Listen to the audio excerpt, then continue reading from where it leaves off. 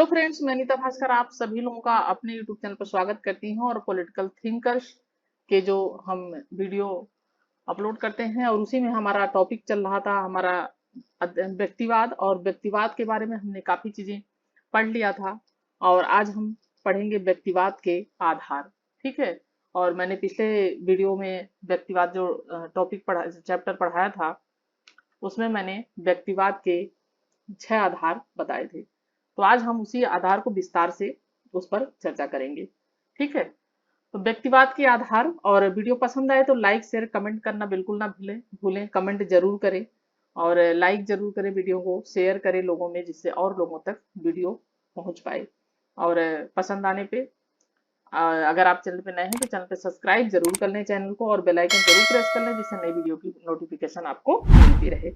और UGC net के exam के लिए बहुत ही इंपॉर्टेंट वीडियो है ये, पॉलिटिकल साइंस के लिए। तो चलो शुरू करते हैं। व्यक्तिवाद के आधार में फर्स्ट है हमारा नैतिक तर्क।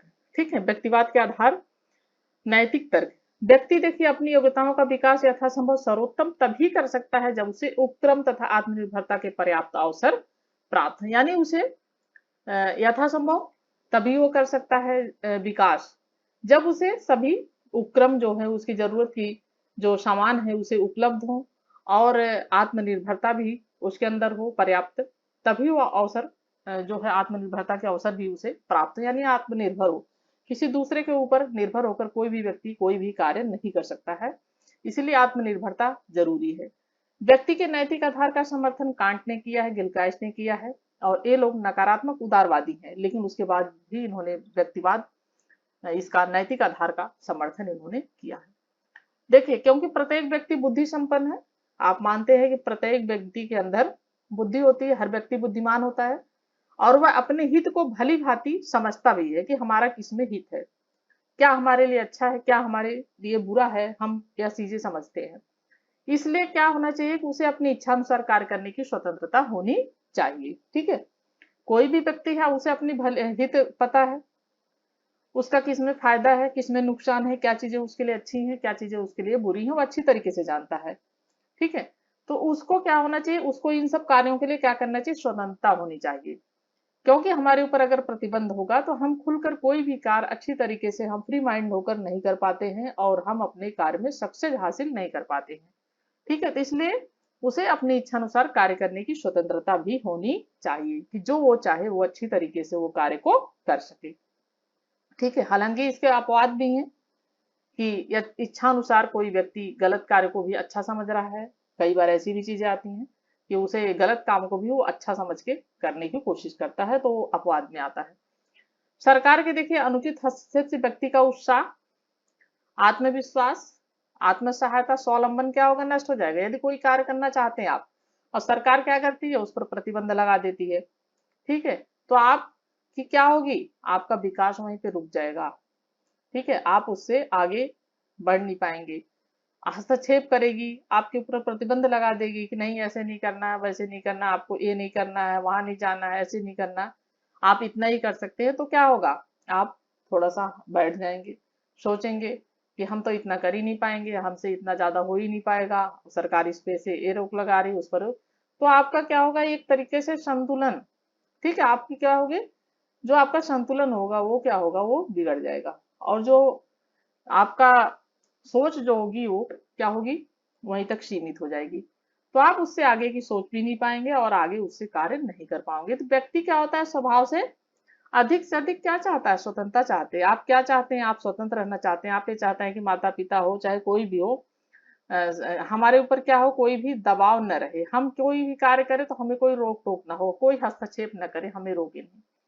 लेकिन ऐसा होता है कि अक्सर वही व्यक्ति अच्छा कर पाता है जिसके ऊपर कोई रोक टोक नहीं होती है। क्या है कि उसका पूरा माइंड अच्छी तरीके से उस कार्य को करने के लिए लगनशील होता है और वो लगन से उस कार्य को करता है। तो इसीलिए सरकार को व्यक्ति की स्वतंत्रता पर किसी प्रकार का भी प्रतिबंध नहीं लगाना चाहिए। ये उसका जो है नैतिक तर्क है ये, और ये लोग मानते हैं व्यक्तिवादी लोग।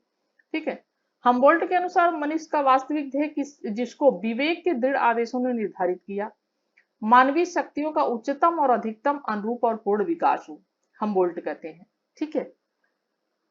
मिल का क्या विचार है? ठीक है, जेम्स मिल कहते हैं कि सरकार का बहुत अधिक मात्रा में हस्तक्षेप शारीरिक अथवा मानसिक योग्यताओं के कुछ भाग के विकास को नष्ट करता है। तो मिल का क्या कहना है? मिल कहते हैं कि अगर सरकार बहुत अधिक मात्रा में व्यक्ति के ऊपर हस्तक्षेप करती है, प्रतिबंध लगाती है, तो क्या होगा? उसका शारीरिक विकास, उसका मानसिक जो योग्यताएं होंगी, वो क्या होगा? उसके विकास को वो क्या करेगा? वो नष्ट कर देगा। जबकि यह मनुष्य में इसकी इच्छानुरूप क्रिया करने से, उसके निर्णय के अनुसार कि क्या वांछनीय क्रिया करने से वह क्या होता है? वंचित वो करता है। ठीक है। गार्नर के शब्दों में सब व्यक्ति की सभी शक्तियों के समन्वित विकास के लिए यह आवश्यक है कि उसके कार्य में राज्य का हस्तक्षेप यथासंभव कम है। गार्नर कहते हैं क्योंकि उसकी कार्रवाई की स्वतंत्रता पर लगाई गई प्रत्येक प्रतिबंध में उसकी उपक्रम तथा आत्मनिर्भरता की भावना को नष्ट करने, एक स्वतंत्र अभिकर्ता के रूप में उसके दायित्व भावना को कमजोर करने और उसकी क्षमताओं के छीड़ करने तथा उसके चरित्र को कुंठित करने की प्रवृत्ति होती है। ये जो है मिल कहते हैं। ठीक है। अब ये हमारा नैतिक तर्क हो गया और हम देखेंगे आगे दूसरा है आधारित राजनीतिक इसके तर्क क्या है। ठीक है, नैतिक तर्क के बारे में हमने बात की, अब हम राजनीतिक तर्क के बारे में बात करेंगे कि इसका राजनीतिक तर्क क्या है व्यक्तिवाद का। देखिए, राज्य की गतिविधि के क्षेत्र में हर वृद्धि प्रशासनिक भार में वृद्धि तथा अकुशलता को जन्म देगी। व्यक्तिवादियों ने सामाजिक समझौते के सिद्धांत से प्रेरणा प्राप्त की तथा जॉन लॉक ने कहा कि लोगों को प्राकृतिक अवस्था में कुछ प्राकृतिक अधिकार प्राप्त थे, इसलिए राज्य का कार्य उनकी रक्षा तक ही सीमित होना चाहिए। जॉन लॉक क्या कहते हैं कि लोगों को प्राकृतिक अवस्था में कुछ प्राकृतिक अधिकार थे। जब व्यक्ति प्राकृतिक रूप से रहता था, जब उस पर राज्य का शासन नहीं था, राज्य का नियंत्रण नहीं था, कानून व्यवस्था नहीं था, तो व्यक्ति जो चाहे वो कर सकता था। तो वह क्या होते हैं? उसके जो प्राकृतिक अधिकार होते हैं। तो प्राकृतिक अधिकार में व्यक्ति को जो प्राकृतिक अवस्था में व्यक्ति को कुछ प्राकृतिक अधिकार प्राप्त थे, इसलिए राज्य का कार्य उनकी रक्षा करना ही राज्य का कार्य क्या होना चाहिए? जॉन लॉक कहते हैं कि सिर्फ उनकी रक्षा करना। ठीक है, व्यक्ति की रक्षा तक ही सीमित होना चाहिए बस, और उसके आगे कुछ भी वो करना चाहे उस पर कोई प्रतिबंध, कोई नियंत्रण नहीं होना चाहिए। व्यक्तिवादियों ने अहस्तक्षेप नीति का समर्थन, ठीक है, हस्तक्षेप नीति का समर्थन यानी हस्तक्षेप नहीं करना, किसी प्राकृतिक अधिकार या सूक्ष्म न्याय सिद्धांत के आधार पर नहीं किया, बल्कि राज्य द्वारा प्राप्त हुई वास्तविक सफलता के आधार पर किया है। तीनों ने जो व्यक्तिवादी हैं, हस्तक्षेप नीति का समर्थन किसी प्राकृतिक अधिकार या सूक्ष्म न्याय सिद्धांत के आधार पर नहीं, बल्कि राज्य द्वारा जो वास्तविक सफलता के आधार पर इन्होंने किया है।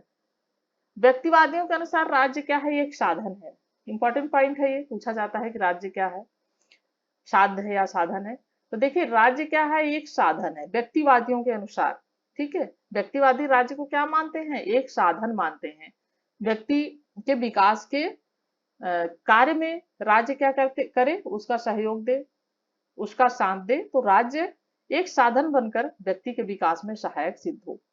तो व्यक्तिवादियों के अनुसार राज्य एक साधन है, न कि साथ दे, इसलिए राज्य व्यक्ति की भलाई के लिए आवश्यक है। ठीक है, एक साधन है न कि साथ दे, इसलिए राज्य व्यक्ति की भलाई के लिए क्या है? आवश्यक है, परंतु क्योंकि मनुष्य क्या है? अपूर्ण है। व्यक्तिवादी कहते हैं कि राज्य एक साधन है, न कि साध्य है, बल्कि राज्य व्यक्ति की भलाई के लिए आवश्यक है। तो यहाँ पे साध्य होगा ये।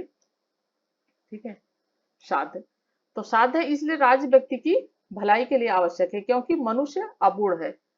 राज्य के कार्य की अधिकता के बारे में मिल लिखता है कि प्रत्येक फालतू बोझ का अर्थ एक ऐसे शरीर पर लादा गया भार है जो पहले कर्तव्य भार से दबा हुआ है, जिसका परिणाम यह होता है कि बहुत से कार्य पूरी तरह होते हैं और बहुत से कार्य नहीं हो पाते हैं, क्योंकि सरकार उन्हें बिना देर किए पूरा नहीं करने देती है। ये अच्छी तरीके से आप जानते हैं कि व्यक्ति कोई भी कार्य करना चाहता है तो सरकार क्या करती है, अगर राज्य का उसमें हस्तक्षेप होता है तो वह समय से कार्य कोई भी पूरा नहीं होने देती है। उनके अपने हित होते हैं, अपना स्वार्थ होता है सरकार का किसी कार्य को, किसी मामले को लंबित करने में।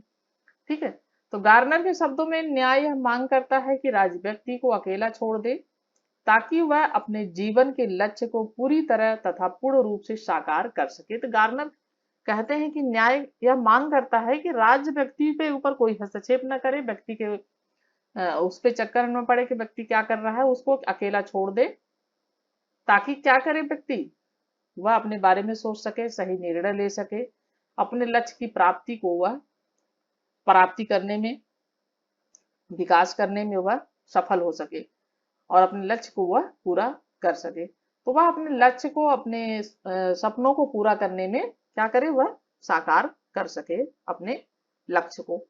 यह कहते हैं गार्नर। ठीक है। तीसरा पॉइंट है वैज्ञानिक तर्क। ठीक है, वैज्ञानिक तर्क। ठीक है, लेजिस फेयर अथवा बंधनहीनता का सूत्र डार्विन के जीवन संग्राम तथा योग्यतम जीवन के जीवित रहने के नियमों पर आधारित है। गार्नर के शब्दों में इसकी यह मान्यता है कि प्रत्येक को राज्य की सहायता अथवा सहारे के बिना स्वयं अपनी योग्यता के अनुसार उठने या गिरने दिया जाए। तो गार्नर कहते हैं कि इसकी क्या मान्यता है कि प्रत्येक व्यक्ति को राज्य की सहायता अथवा कोई भी सहारे के बिना अपनी उसकी जो योग्यता है, जो उसके अंदर योग्यताएं हैं, उसके आधार पर उठने या गिरने दीजिए। यानी अपनी योग्यता के अनुसार चाहे उठे, चाहे अपना विकास करे या अपना विकास न करे, यानी वह अपनी उपलब्धियों को चाहे हासिल करे या न हासिल करे, आगे पहुंच पाए या न पहुंच पाए, यानी नीचे गिर जाए। तो गिरने या उठने दिया जाए राज्य के पथ प्रदर्शन, यानी राज्य उसका पथ प्रदर्शन अथवा आश्रय के बिना उसे स्वयं अपने भविष्य की योजना बनाने दी जाए। ठीक है, प्रत्येक व्यक्ति को किसी सहायता के बिना वह काम करने के लिए छोड़ देने से जिसके लिए वह सर्वाधिक उपयुक्त है।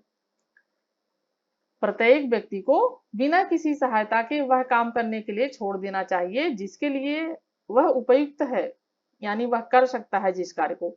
शक्तिशाली तथा योग्य वर्ग जीवित रह सकते हैं, अयोग्य तब नष्ट हो जाएंगे। तो क्या होगा, उससे व्यक्ति को अगर स्वतंत्र छोड़ दिया जाए तो इससे क्या होगा, व्यक्ति अपने मनमानी करेंगे तो उससे कानून व्यवस्था भी बिगड़ेगी।